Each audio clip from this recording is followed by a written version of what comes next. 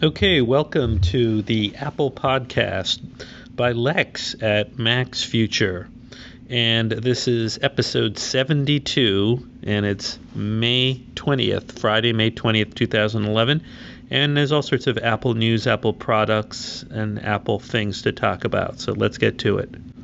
Okay, so the first thing to talk about is there is apparently a BBC documentary coming out which basically says that Apple triggers religious-like reaction in fans and brains. And I guess I saw this on CNN. And the CNN article, which came out on May 19th, says, next time grandma asks, why are you going to the mall on Sunday morning instead of church, tell her you're going to Apple Chapel. For Apple fans, the brand triggers a reaction in the brain that's not unlike that of religious devotees, according to a BBC documentary series that cites neurological research. The article goes on to say that neuroscientists ran a magnetic resonance imaging test on an Apple fanatic and discovered that images of the technology company's gadgets lit up the same parts of the brain as images of a deity do for religious people, the report says. Now, before I go more into this, I think it's kind of funny that this is coming out now because this Sunday, the 22nd, a lot of people are predicting that all sorts of things are going to happen at Apple stores. Apple retail stores celebrated on Thursday their 10-year anniversary of Apple creating retail stores. And there are all sorts of rumors that something is going to happen at the retail stores this Sunday. Also in the news is that tomorrow, Saturday, May 21st, there are some people who believe that the rapture will come on Saturday. So it's kind of funny that this documentary is coming out now that says that Apple triggers religious-like reaction. Now, this article says that the first episode of the documentary shows Apple employees, quote, whipped up into some sort of crazy evangelical frenzy. Now, what do you think? Do you think that, this passion for Apple products is equivalent to a religion? I don't think it's the same as a religion, but I do think when people are passionate about something, it probably does create similar, waveforms in the brain. So I don't know why this is so amazing. People who are passionate about anything maybe have some sort of common waveform. And I don't know if this documentary says no, that we've looked at other passions that people have, let's say for sports, like football. Like there might be football fans or people who follow a football team, and they get really passionate on Sundays. And maybe that kind of passion is similar to the passion like an Apple fan gets when, Steve Jobs has a keynote or a new product comes out. So I don't know, but I do think it would be fun to watch this BBC documentary. It's BBC's, the famous British television company, and they sponsor documentaries, so it should be interesting to see. Now, the documentary isn't solely about Apple. Going to the BBC website, it appears that the documentary is actually about some tech brands, including Apple. The series appears to be called Secrets of the Super Brands. And the guy who filmed it discusses it on a blog on the BBC website. And he said that his mission was to find out how these brands, such as Apple, Microsoft, and Google, have grown so explosively to become some of the world's biggest companies. And so in this documentary, I guess Alex Riley is his name, he toured 3 continents to visit their headquarters, talk to fans, and finds out the inside story on why we hand over money to them. And, at one point he talks about devoted fans at a new Apple store in London's Covent Garden. He says, the scenes I witnessed at the opening of the new Apple store in London's Covent Garden were more like an evangelical prayer meeting than a chance to buy a phone or a laptop. He says the strangeness began a couple of hours before the doors opened to the public. Inside the store, glassy-eyed staff were whipped up into a frenzy of excitement, jumping up and down, clapping and shouting. When the doors finally opened, they hysterically high-fived and cheered hundreds of delirious customers flooding in through the doors for hours on end. He goes on to say, and what did these customers, some who travel from as far away as the U.S. and China and slept on the pavement for the privilege, find when they finally got inside? Well, all the same stuff as in the Apple Store half a mile away on Regent Street. No special offers, no free gifts. A few T-shirts were handed out, no exclusive products. Now that's devotion. So Riley goes on to say he contacted the Bishop of Buckingham, who read his Bible on an iPad and explained to Riley the similarities between Apple and a religion. And he goes on to say, when a team of neuroscientists with an MRI scanner took a look inside the brain of an Apple fanatic, it seemed the bishop was onto something. So look, I think, this guy's he's trying to obviously sell this documentary. So he's going out of his way to make it sensational. The reality is, to the extent you have Apple Store people jumping up and down and acting crazy, that's going to be driven by, I think, the manager of the store. Because, I've gone to Apple stores in New York City. When the iPad 2 came out, I stood in line at the Apple Store in the Meatpacking District. These people weren't jumping up and down, giving high fives to people. People were very laid back and cool. They waited a long time, but the people in the Apple Store who were working there weren't jumping up and down. So I think a lot of this is sort of exaggeration. I think they're just trying to make a sensation out of it. The reality is there are people who love Apple products, and that's why Apple, is the second biggest company in the world and has grown so quickly, because they make great products. But is it the equivalent of a religion? Only in the sense that when people are passionate about something, their passions, I think, are displayed in a similar way. Like if somebody's passionate about a sports team, isn't that a religion? I mean, there are these guys who've gone to a Super Bowl every year since like the first Super Bowl in the late 60s. Is that a religion? It's a passion. And you can be passionate about technology, about products, about sports, about health, about politics, about your work, about your family, about your children, about anything. And so what you have is just a whole bunch of group of people who are passionate about a particular type of product, and that's Apple products. So I don't know, how much we should really care about this documentary or how good it's going to be. It looks like he's just doing a documentary about all sorts of companies like Facebook, like Microsoft, or like Google that have people who are really into it. Okay, so the next story is about how profitable Apple is, but there's really an interesting analysis done that 9to5Mac reported, and basically they had a story out on May 17th entitled Apple employees are the most productive. Each works out to $420,000 a year in profits. And what 9to5Mac found was there was a research note done by an analytics firm called Pingdom, Pingdom, which was sourced, which used its data from Yahoo Finance.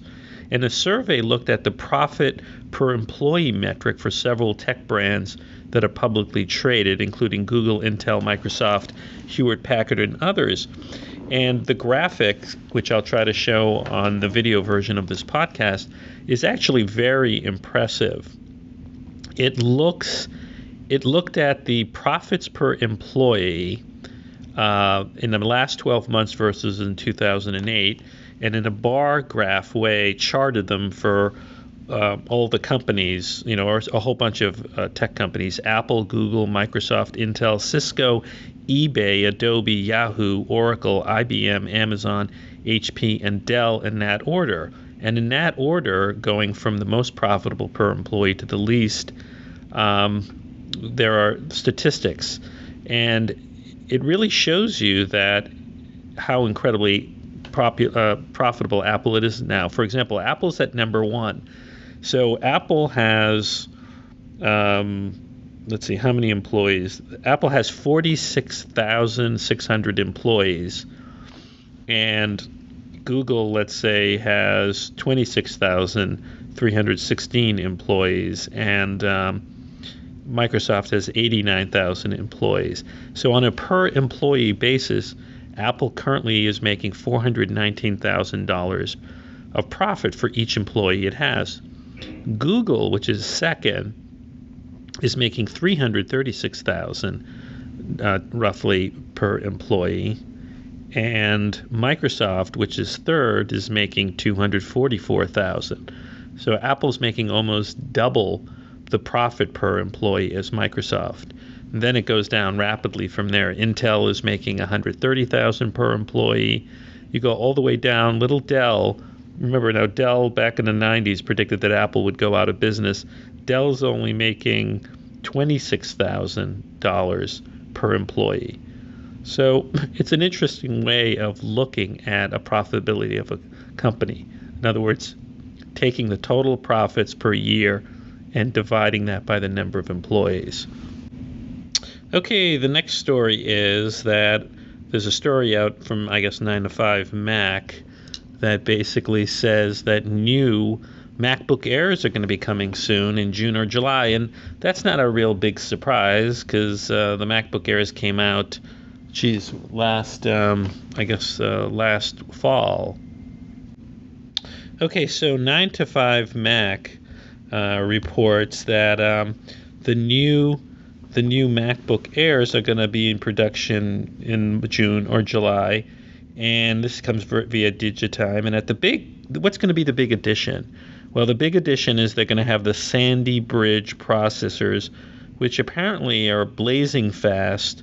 And remember, the current MacBook Airs use Intel's Core Duo processor, which are old technology. And they're also going to have probably the Intel's new Thunderbolt connection in it, which is going to be key. So, I mean, I think this is great because I've been thinking about getting a MacBook Air. I feel I might need one because, well, I'll tell you, here's my situation. I've got an iMac at home, 27-inch 2010 quad-core i7, top-of-the-line iMac, so it's very powerful, and I use that to edit this podcast, also do movie editing and photo editing, and it's a real workhorse. And I have the iPad too, which is great remote device, and frankly, it's also somewhat of a production device for me. Right now I'm using the iPad 2 to record this podcast, and then later on I'll edit it on the iMac. But I can see getting a MacBook Air. There's something that really entices me to having that because that's the ultimate portable production machine. The iPad, you can do a lot in it, but there are some things you can't do on it that you can do on the MacBook Air. And one such thing is, lately I've been trying to teach myself coding and using Apple's development program, Xcode. Well, there's no coding software on the iPad as far as I know.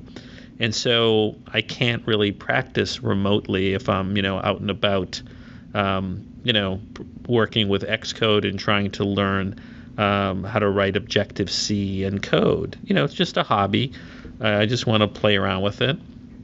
So that's one thing. And plus, while I can edit in iMovie a video podcast, it's not as quick and easy as it is on a Macintosh.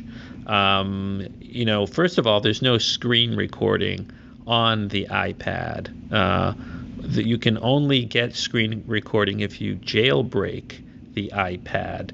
And right now, you can't do an untethered jailbreak of the iPad 2, only the first iPad.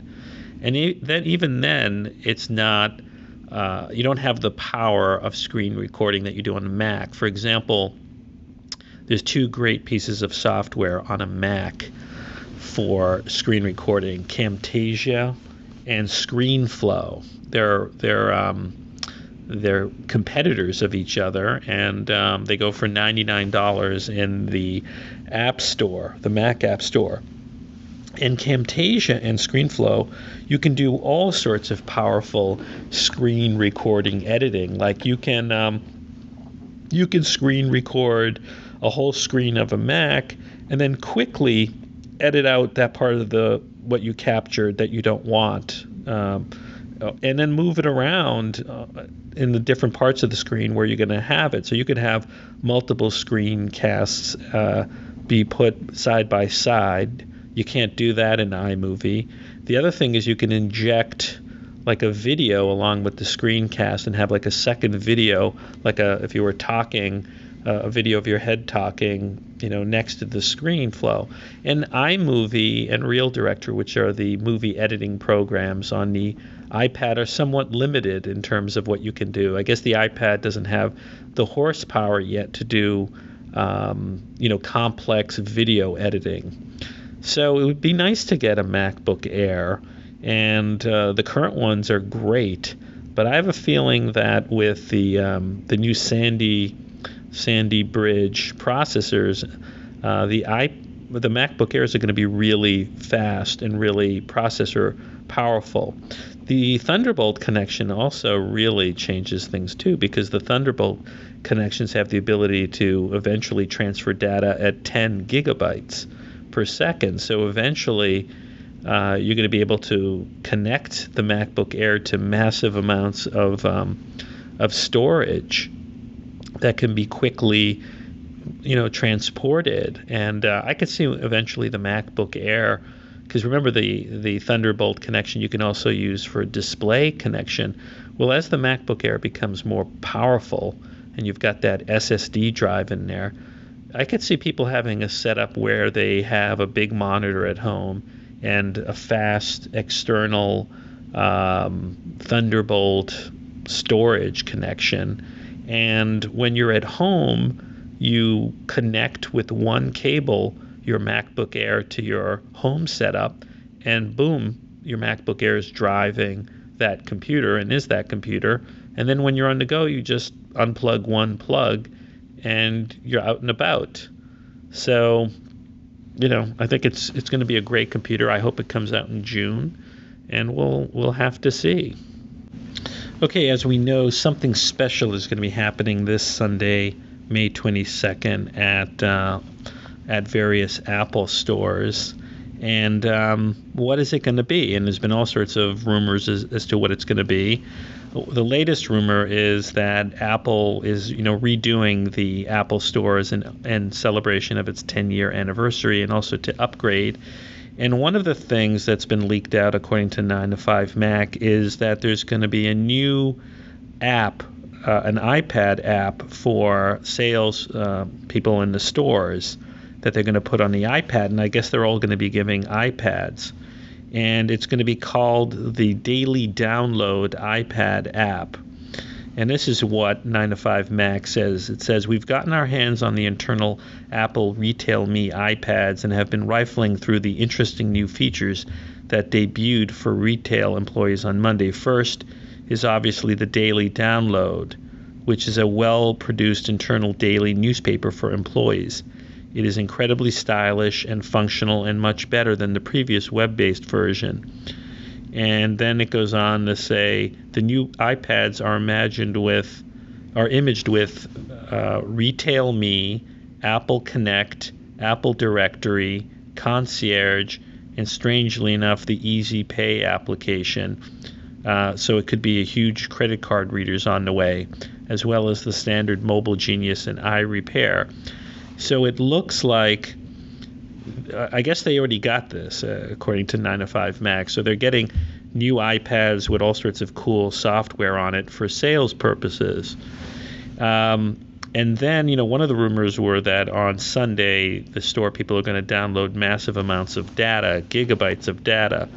And this is what 9to5 says that one of its trusted store sources believes the huge downloads will be. It says, the gigs of data for Sunday, as far as I can tell, and this comes from the source, from the general consensus around the store and some of my contacts, is that we will in fact be downloading OS X Lion images and installing on all FOH machines for a Sunday launch.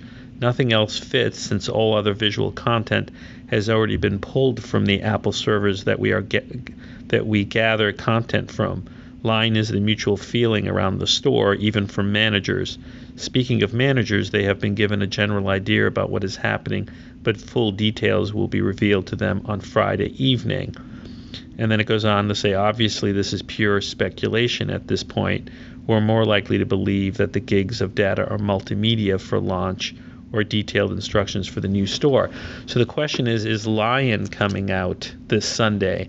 Now, that would be kind of interesting. I mean, Apple's been releasing updates to the beta of Lion to developers, and so they're closer to a final release of Lion. But remember, in early June, Apple's having its developer conference. So wouldn't it make sense for Apple to reveal the final version of Lion there? Well, I don't know if that makes sense. I mean, developers already have the preview, so maybe it's not worth releasing the new version of Lion in June, but releasing it now, and maybe there's going to be some other new development platform that Apple is releasing at WWDC. You know what I was thinking, and I had this let me get to that, but let's discuss some more of the Sunday event. So what is going to be released on Sunday? Well, I had my own little analysis. Now, originally, Boy Genius Report broke the news that Apple stores were planning something big this weekend. And so here are my picks as to what will happen.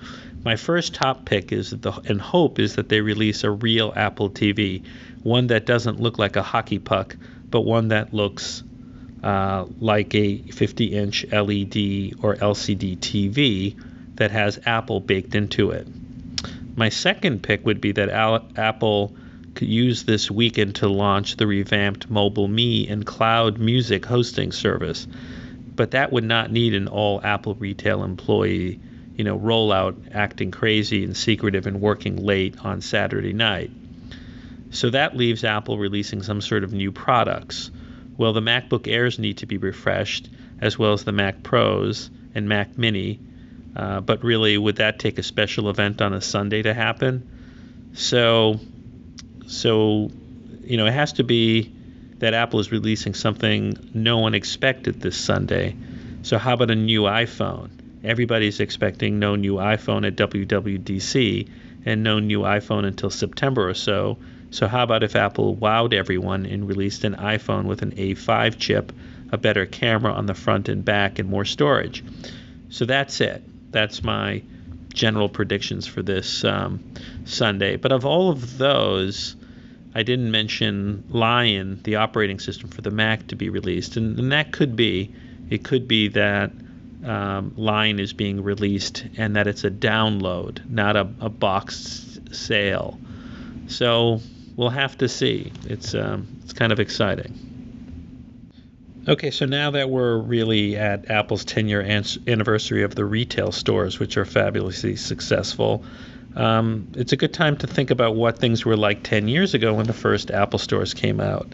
And Cult of Mac, a website I like to read a lot, had a nice article on May 19th in which they featured a video, which everyone should watch. They call it a blast from the past. Steve Jobs introduces the Apple Store, and apparently Steve Jobs, right before the Apple stores were launched in 2001, gave a walkthrough through Apple's first retail stores. Now, the first retail stores were, I guess, in Virginia and in Glendale, California. And there's a big debate as to which one was number one. I've been to the Glendale store, and I think they think they're number one. But basically, I think two stores opened at the same time. And the video, is a much younger-looking Steve. And, it was a radical thing when Apple came out with the retail stores because everybody thought they were going to be a failure. Remember, Gateway, that computer company, had retail stores, and they were floundering. And Apple was being ridiculed for having retail stores or going into that market. Everybody thought Apple was going to fail.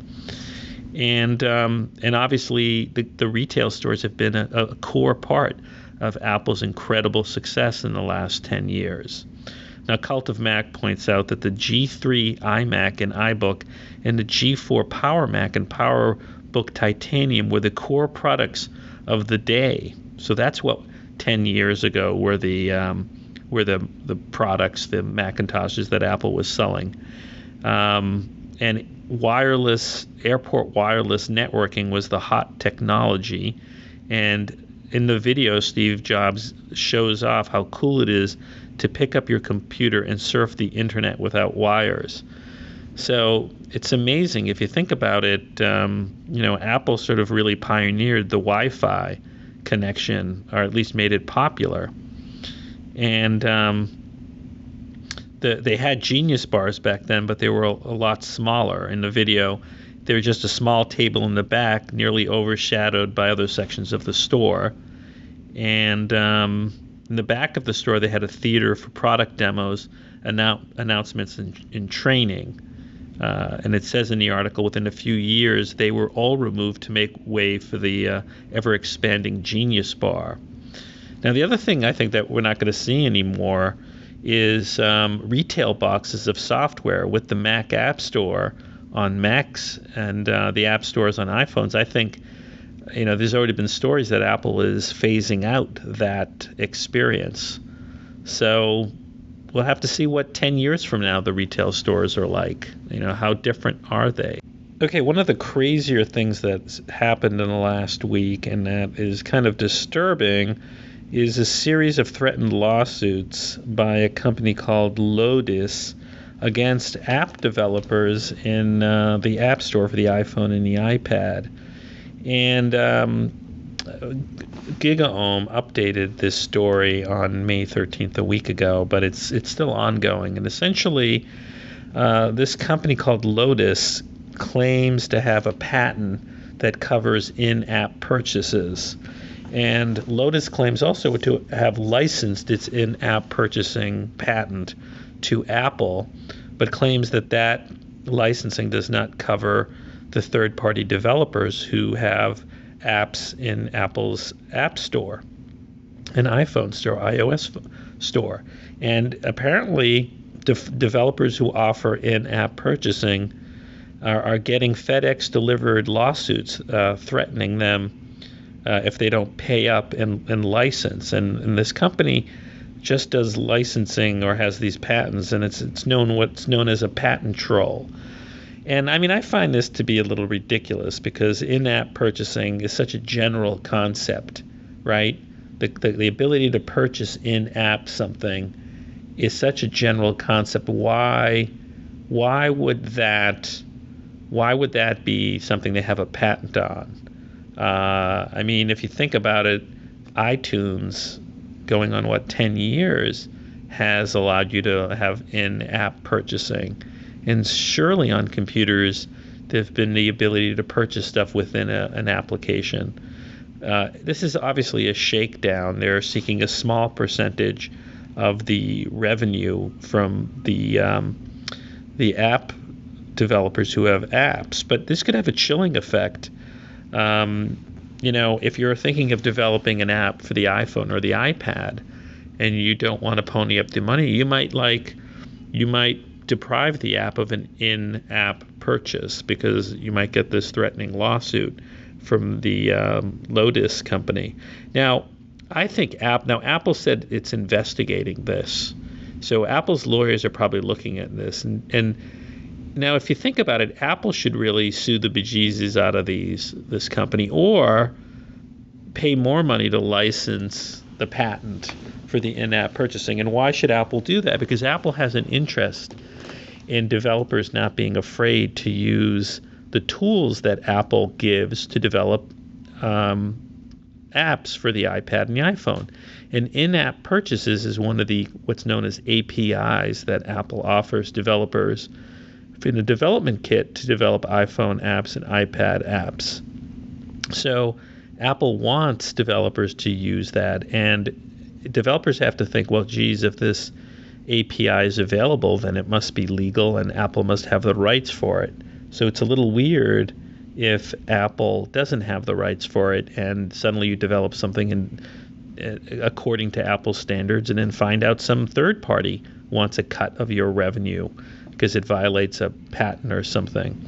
So I think Apple needs to do something. I think Apple needs to be the 800-pound gorilla and either sue Lotus or come to a deal with them and license have the license cover all developers for the iPhone and the iPad. Now, we all know that the iPhone, with its hypermobility, makes it much easier to record things when you're on the go, because that iPhone is always with you. You can take pictures, you can take videos, you can record audio, and there's no better example of this than something that's made the rounds of the internet earlier this week. A woman by the name of Stephanie Gordon was flying down to Florida earlier in the week when, to her surprise, as they were getting close to landing in Florida, the captain said, "Look out the window, you'll see the shuttle being launched." This is the shuttle Endeavour on its last trip, the spaceship. And she saw, looking out of her window of her plane, a little farther away, the shuttle like going straight up through the clouds, this rocket. And it was an incredible sight, something out of Buck Rogers. And she had her iPhone, and she took a picture and a video, and she posted the video on TwitVid. And as you know, if you're watching the video version of this podcast, I show the video of the shuttle. But it just goes to show you how this technology, particularly the iPhone, is changing everything. Because in the iPhone, you have a camera, you have a video, you have a recorder, plus it's connected to the internet and runs applications. So she could post it to Twitter, and it would be available for everybody to see very quickly. And so that's how things change with new technology. We're reporters. All of us are now reporters, feeding information as it, breaks. Okay, so what's the next iPhone going to look like? And, Electronista.com had a story out on Saturday, May 14th, which said that the next iPhone is going to have a case that shows an edge-to-edge screen. Or actually, it's going to be the iPhone 5G. Well, that would be the next generation. And so there are pictures of it, and basically it's going to be a slightly wider screen. It's going to have an edge-to-edge display. If you look at your iPhone now, there's actually a little bit of non-screen to either side. I would say, 3/8 of an inch on either side. So think about the iPhone as being the same size, but a slightly bigger screen, because the screen's going to be flush with either side of the iPhone.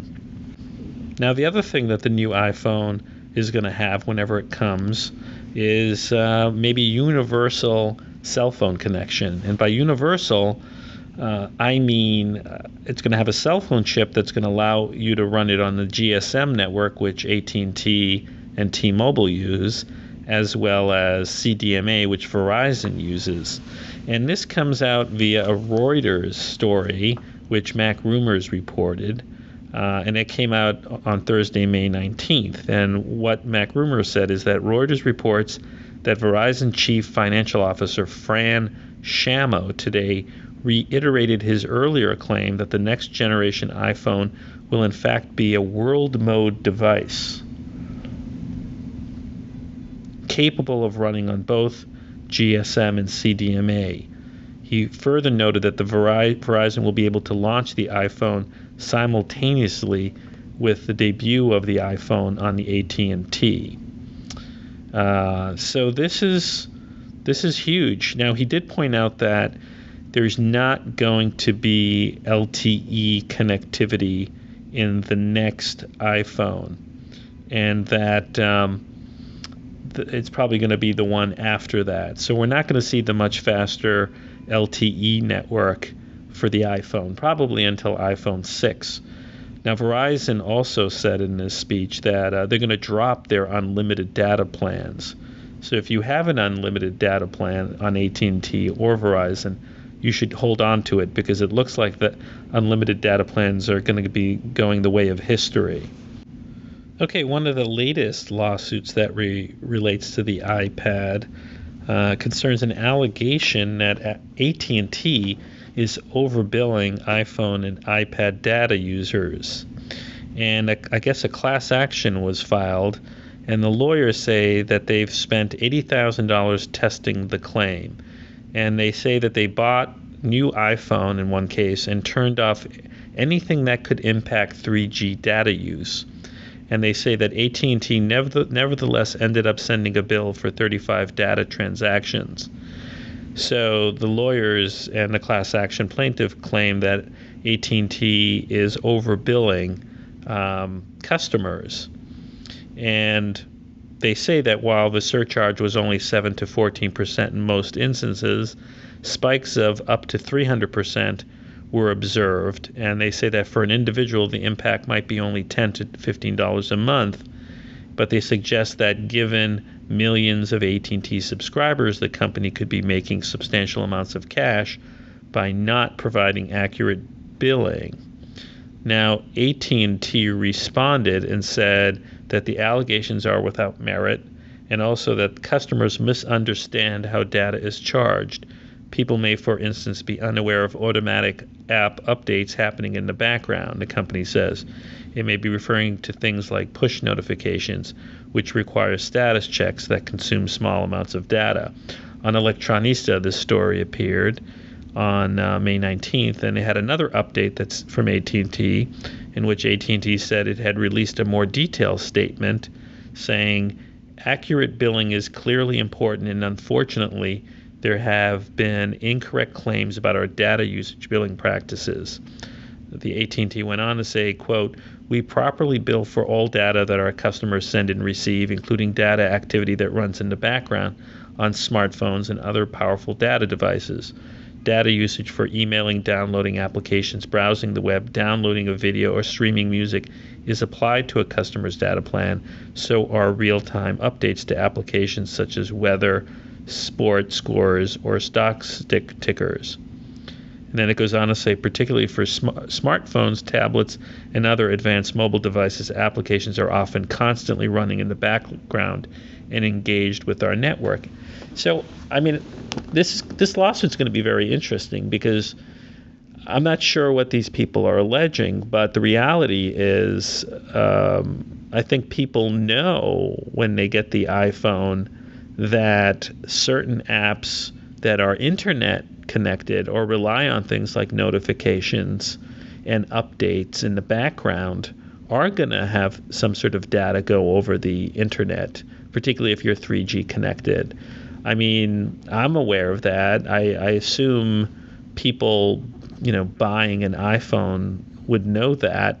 Look, if you really want to be safe and not have any data usage on your iPhone over 3G, you can go into settings, and I do this often because when I travel abroad and I don't have AT&T's roaming, what I do is I go into general settings on the iPhone, and you could put it on airplane mode, right? And that will shut off both the Wi-Fi connection but also the 3G connection. So I'll put it on airplane mode, and then I'll go into Wi-Fi and just put Wi-Fi on if I want Wi-Fi. But I'll keep the airplane mode on and keep 3G off the entire time. Like when I went to China and I didn't have roaming capabilities or, from AT&T, I did not want one bit of data to go over 3G. So I had airplane mode on because I do know that like apps that have notifications or something else could be sending data. So that's the only safe way to really turn off your data. Now, if the class action was saying that AT&T was charging you even when you had it on airplane mode, then I would say that would be egregious. Okay, remember how there were so many people who couldn't wait to go to Verizon with their iPhone and get the iPhone on Verizon? Well, very soon or in the coming year or so, you could see people wanting to do the reverse migration and go from Verizon to AT&T. And that's because AT&T's LTE, which is the next generation cell phone connection, 4G, is supposed to be much faster than the Verizon's LTE.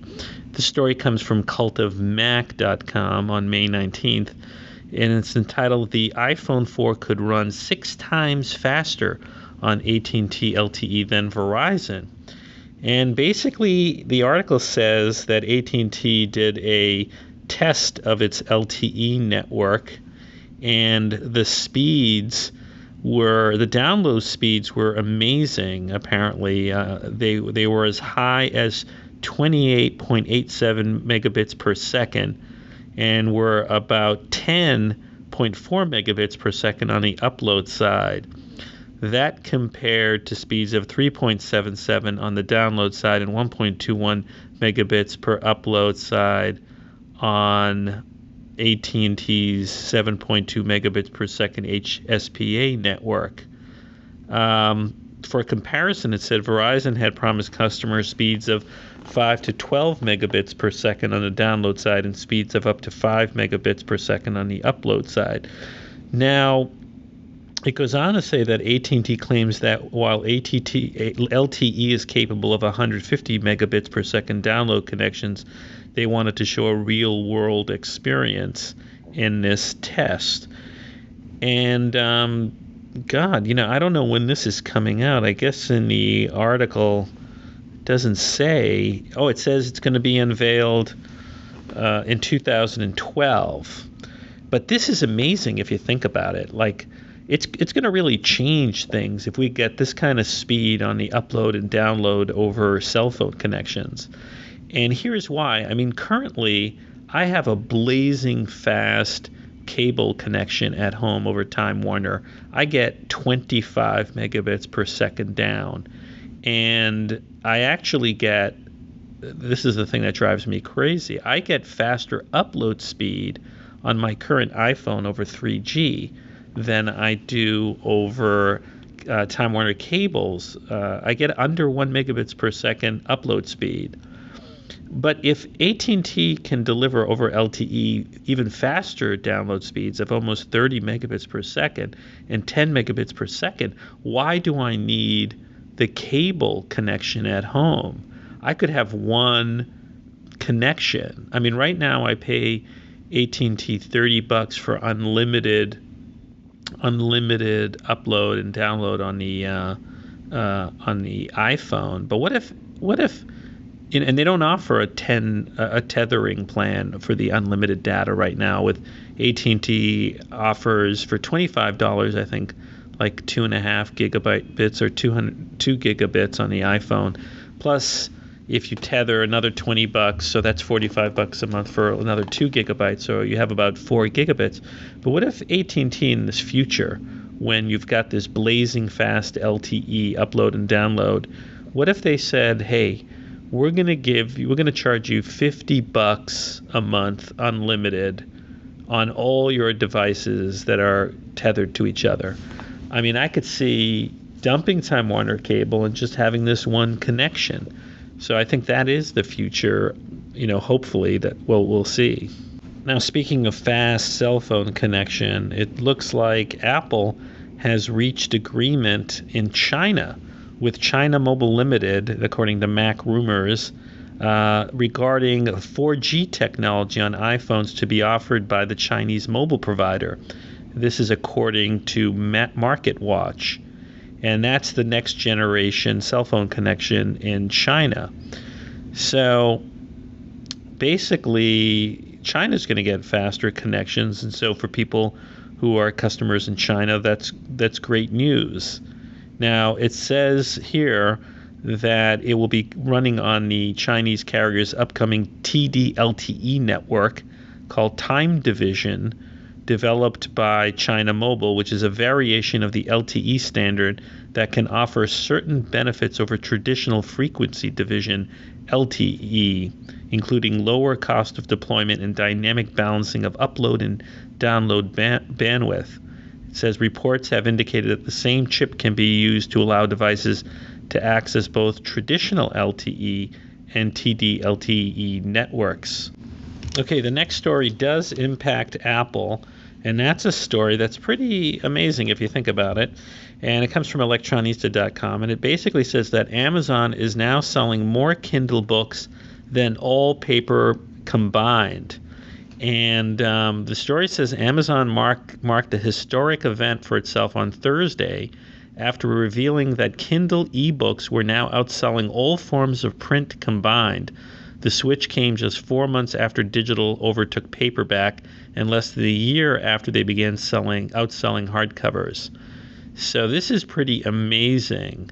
It goes on to say, since the start of April, Amazon has been moving 105 paid Kindle books for every 100 paper title, and would be higher if it included public domain books.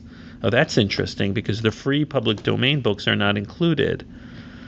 So why does this impact Apple? Because Apple's in that market too. And you're going to see more and more people using like the iPad and Amazon Kindle to read books. I mean, I travel on public transportation in New York, and I see Kindles everywhere. And I'm also starting to see iPads everywhere. And I got to tell you, friends of mine where I work, they're all getting iPads. And actually today, a friend of mine called because his iPad's coming, and he's got an iPhone, and he just wanted to make sure that if he buys a Stig Larsson book on his iPhone, he can easily get it on his iPad. I explained to him a lot of these apps like the Kindle and the iBook, they all sync. So if you buy a book in the Kindle, it'll work on the Kindle app and the iPad, and it'll keep track of your pages, and you can go back and forth. So this is huge. I mean, we're seeing a cultural transformation. First, we saw it with music as people stopped buying CDs and instead are buying MP3s. And now we're seeing it with ebooks. I mean, I've been purchasing books lately, and I'm going to continue to purchase books and read them on the iPhone and the iPad. So I think we've crossed a major threshold now with Amazon selling more ebooks than paper books. Now, Apple seems to be closer to revealing its music cloud service. And by closer, there's an article out in Electronista that says that Apple has signed up or made a deal with the music company EMI for the iCloud. And so it's getting closer to signing up the big music companies. According to the article, Apple signed EMI for its cloud music service, and Apple has already landed Warner Music. And so it's getting closer. And the big difference is that Google Music Beta has not made any deals with the music companies, infuriating the music companies. Similarly, Amazon has not made any deal. So Apple, ironically, is the one that's going out of its way to license the music from the music companies, which I think it's mending the fence between the music publishers and Apple. For a long time, the music publishers have feared Apple and helped Amazon build its music business because they were afraid by Apple's dominance with iTunes. But now, I think Amazon and Google blew it by rushing out these music digital folders without making deals with the music companies, because now the music companies are going to trust Apple, ironically, more than Google and Amazon. Okay, so shortly after the news came out that Apple signed with EMI, another story came out on, I guess today, May 20th, in which Bloomberg reports that Apple has wrapped up negotiations with Sony Music. So now Apple has Warner Brothers, EMI, and Sony Music in place, and also Universal Music. So the largest of the it doesn't have Universal Music in. So all Apple has to do now is sign Universal Music, and it can release its cloud music service. So I don't know. Maybe that's something that they're going to announce this weekend or at WWDC.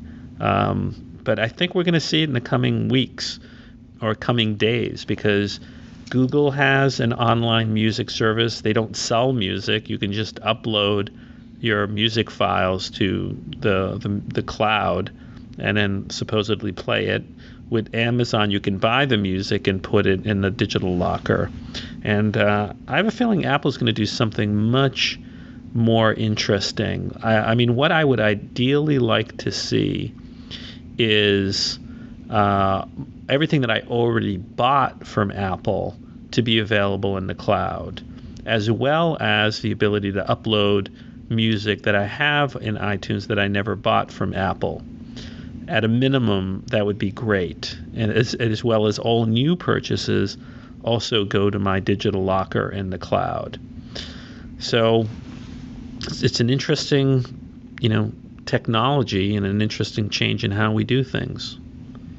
Now, other people have been speculating as to what Apple's going to do with its iMusic service. And one of the more thoughtful pieces is by the Minimal Mac blog, which is written by Patrick Rohn. And he had an article entitled iCloud, Conjecture, Magic, and a Fool's Hope. And he basically makes some good points. And he says, why would Apple want to get into the upload game? He says, let those that don't get it see above fail at that. And he's referring to Google and Amazon. He says, all the reports I've read from those who have used the above similar services say it sucks. Broadband speeds in America are slow at best on the upload stream. When was the last time Apple released anything that was slow, hard work, or difficult for, say, mom to understand? So he makes a valid point. The upload speeds are really slow. It takes forever. I use Backblaze to back up online, my computer. I think I uploaded a couple of hundred gigabytes. It took months to get those couple of hundred gigabytes up there. I mean, what I'd like to see, I was thinking about this, what Apple should do is integrate Time Machine with the cloud. So you back up Time Machine to the cloud. And Time Machine will also take all your music to the cloud. Now, I've posted about this before. My music is already backed up to the cloud through Backblaze. And there's other online services like Mozy and and other backup services online. So why can't, if my digital files are already backed up online, why can't services like Backblaze or Mozy for a small fee allow me to play that music over the cloud to my device? Now, Apple could easily recreate the backup of data that we have with Mozy and Backblaze. And wouldn't that be really cool? What if Apple, and I'm sort of inspired by what Patrick Rohn said on Minimal Mac, what if Apple made it so easy, they said, look, we're going to let you just back up everything on Time Machine. And if your music's up there or any media, you can access it and stream it. Now, he goes on to say, Patrick Rohn, why would Apple have to allow backup and uploading of the music? He goes on to say, Apple likely knows what's in your iTunes library already. How Genius is. That Genius service in iTunes. And he says, to generate those nifty Genius results in iTunes, your entire library is scanned, and that data is sent to Apple, where they can compare it against those of others in their purchase history. Therefore, he says, if they know what is in your library and that info is connected to your Apple ID, and that item is already on a server for sale on the iTunes Store, why not just allow people to stream it? In other words, no upload needed. Now, Apple could do that, this is my view, if it works out licenses with the music companies. Because another company, I guess, I don't know, in the last 10 years tried to do that. Yeah, mp3.com tried to do that. Say you don't have to upload the music. We see if you have it, and if you have it, you can stream it. But they got sued by the music companies. But Apple's an 800-pound gorilla. Maybe Apple can strike a deal with the music companies that say, listen, we're going to license that from you and pay you a fee. So Patrick Rohn also makes the point, what about the live concert rip that I downloaded off of Pirate Bay? Sorry, you can't stream it. It has to be something for sale in the iTunes Music Store. Then he goes on to say, what about the stuff I bought from Amazon, ripped from CD? Buy it from Amazon, rip it from CD, no matter if iTunes sell it, you can stream it. And then he goes on to say, but most of what I listen to is not on the iTunes Store, then this service is not for you. So, he's got some good points, which is that whatever Apple comes out with has to be really easy to explain. So I think Apple's just going to blow away its competitors when it comes out with this online music streaming service. Okay, as you know, some people who've gotten Lion beta preview, developers, have noticed that Apple has enhanced voices for speech recognition or reading text in Lion. And some sites like 9to5Mac have revealed what the new voices are, and they're convinced that there's an alliance between Apple and the big voice recognition company Nuance to license new voices for reading text. And according to 9to5Mac, there's all sorts of new voices, including French Canadian, English British accent, English American accent, Spanish, Irish, Scottish, Mandarin Chinese, Finnish. And on the website for 9to5Mac, it basically says you can check out the new voices, because I guess the voices are also on the Nuance website. So, it's kind of cool. Like, I sort of went over to those websites and tried them out. And I'll put a link on this podcast site on Mac's Future so that you can go to that story and try out the sounds yourself. Okay, now one of the things that's been upsetting some people is that there's been some malware going around that's affected Mac users.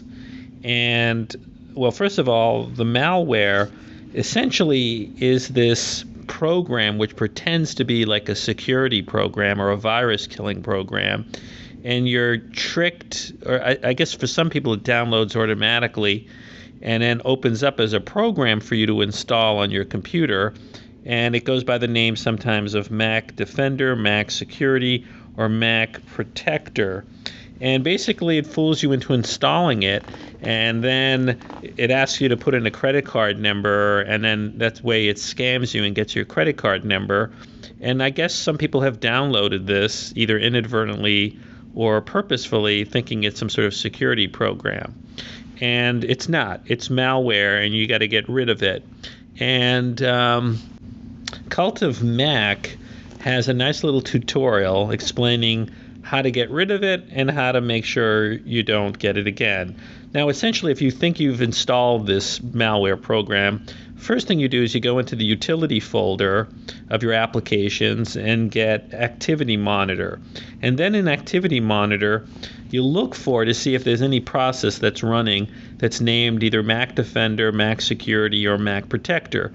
If it is an Activity Monitor, kill it.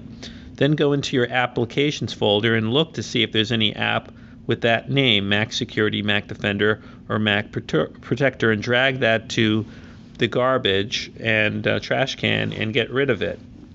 Then you want to go into your settings and overall settings for the computer, and there is a setting that is for login items that will launch at login.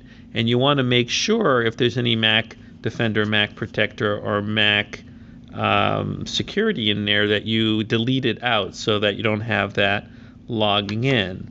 And then you want to go under Preferences in Safari and uncheck in the first general settings area the Open Safe setting, which takes downloaded items and opens them automatically. So you want to uncheck that so that no program is accidentally downloaded and starts opening to install.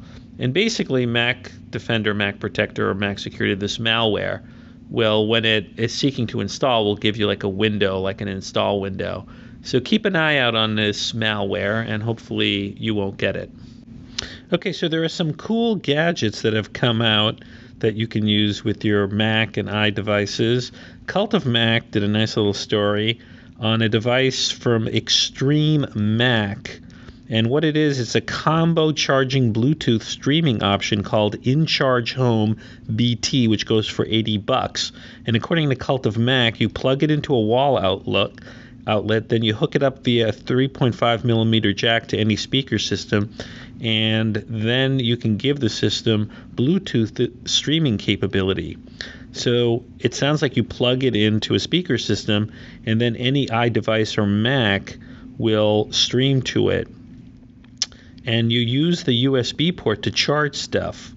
So, I don't know, it looks like an interesting way to get music streamed around your house or apartment. Another cool product that 9 to 5 Mac mentions is something that was created by the Kickstarter program. Kickstarter is that website where you can come up with an idea and ask people to contribute money to it and then make something. So apparently someone made a nice wristband for those cool iPod Nanos. And according to 9 to 5 Mac, this wristband for, to turn the iPod Nano into a watch is coming to Apple stores very soon, maybe this coming week. And it's called the Luna Tick. And it's going to, the silver and red one will retail for almost $80. And the TikTok in black and white will be sold for $39.95. So it looks kind of cool. It really makes the Nano look like a watch. Now, one problem with the Nano, though, is that it doesn't always stay on watch setting. You have to put it on watch setting. It would be nice if Apple, gives some sort of update to it so you could just have it be permanently on the watch setting. Now, GigaOM has a great little article and a tip that I never knew existed, which is what if you wanted to have really secure chats with people and you wanted it to be encrypted. Now, I didn't know you could encrypt your chats, but apparently you can. And if you use other services for chat like Google Chat or AOL or Jabber, technically your communications are not encrypted. But if you have a MobileMe account and the person who's receiving the chat has a MobileMe account, GigaOM, in an article on May 18th entitled Quick Tip Enabled iChat Encryption for Private Chats, shows you how to set it up so you have encrypted chats, which could be very useful, if you're conveying sensitive financial information. But it's a good tip, and I'll have a link to GigaOM's article in the show notes for this podcast. Okay, so finally, let me talk about some apps in the Mac App Store that are interesting and that maybe you should check out. One app, I guess the TUAW highlighted, is called Deep Focus. And this is essentially cool. I guess Deep Focus is really for somebody who has like a MacBook Air or a Mac Pro, and you're sitting around in a noisy environment, according to the article, like a cafe or a study room. So this app, which costs $1.99, it basically creates sort of some sounds that cancel out the aural distractions around you. And you can adjust things like the white noise background volume. You can have a duration counter. You've got aural scape volume and ability to mask the noise.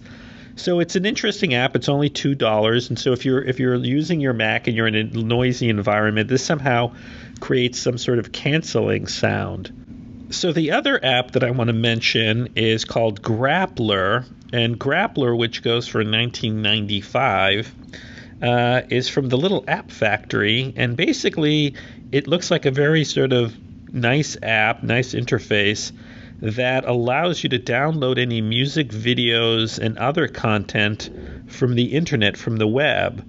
So this is something like, for example, if there's embedded videos in a browser, you can save them as files. And I take it, it looks like this works with things like YouTube and other places that have video or audio tracks on the web. So there are ways to do it without a program. You can go into the Safari browser, and if you go look into all the code that's in the browser, you can find the video and audio. So even if the video and audio isn't designed to be downloaded Bayou doesn't have like a download button. If you go into the code for Safari, you can find the embedded file and save it. But what Grappler does for 1995 is it just makes it easier for you. There are other apps that do this too, but this seems to be the latest one. And what I like about it, it looks like it's very well designed. Anyways, so that's it for episode 72 of the Apple Podcast. This is Lex. Again, thanks for listening. This is a commercial-free podcast coming to you every week. And if you have any messages, you please feel free to leave a voicemail at 617-826-9676. And also it would help if you can give it a positive rating in iTunes. It helps it get attention and other listeners. And also don't hesitate to email me at maxfuture@gmail.com. Thanks for listening, and see you next week.